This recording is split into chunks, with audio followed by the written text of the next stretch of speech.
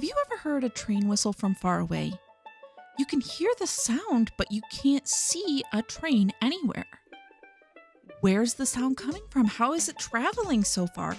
How is it getting to you? Let's talk about what sound is and how it travels. Then, once we know what sound is, we'll do some hands-on science that'll let us actually see sound. Ready? Let's go. So we can't see sound, right? We can't touch it or taste it or feel it. It kind of just is. But what if I told you that sound is actually waves of energy? And every time we talk or yell or whisper, we are sending waves of energy out of our mouths, kind of like a superpower. Every time we talk, we're like superheroes. Same with train whistles. Every time they blow the whistle, it sends out waves of energy. But train whistles are much, much louder than normal voices, so the waves have more energy and the sound travels farther. Once those waves of energy hit the air, they start shaking things up. They move the air around them. The molecules in the air, it's basically the invisible stuff that makes up air, that's what molecules are, get hit with that energy and start to vibrate. As they're vibrating, they hit other molecules. Those molecules start to vibrate and hit other molecules, and those molecules start to vibrate. It's a big vibrating molecule party. If we whisper, maybe the sound only has enough energy to create a small vibrating molecule party. The sound doesn't travel very far because it doesn't start enough air vibrating. So you have to get right up next to someone's ear so they can hear it. If a huge, loud train whistle blows, that's a lot of energy. It gives the molecules enough energy to keep vibrating and bumping against other molecules for miles and miles around. Whether it's a whisper or a train whistle, eventually the vibrations reach your ear. They get funneled inside and down to your eardrum. Once they hit the eardrum, they make the eardrum vibrate. Your brain feels those vibrations and says, "Hey, I know what that means."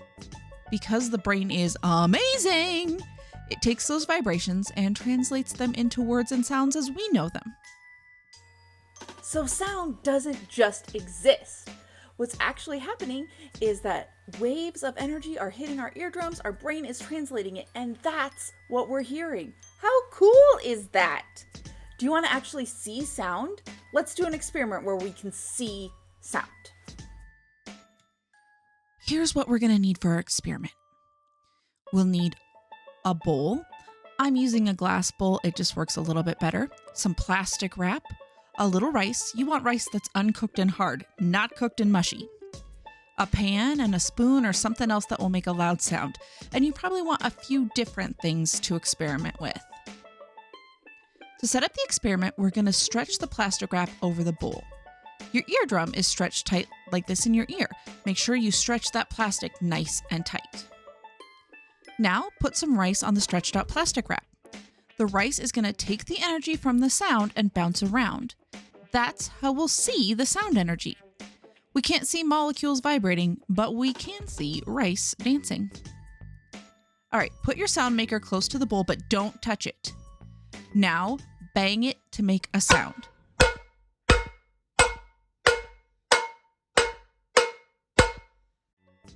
See the rice dance? That is sound energy in action. And what happens if we make a louder sound? Do the rice move more or less? They move more, right? That's because louder sound means more energy, and more energy means more dancing. What if you make a quieter sound?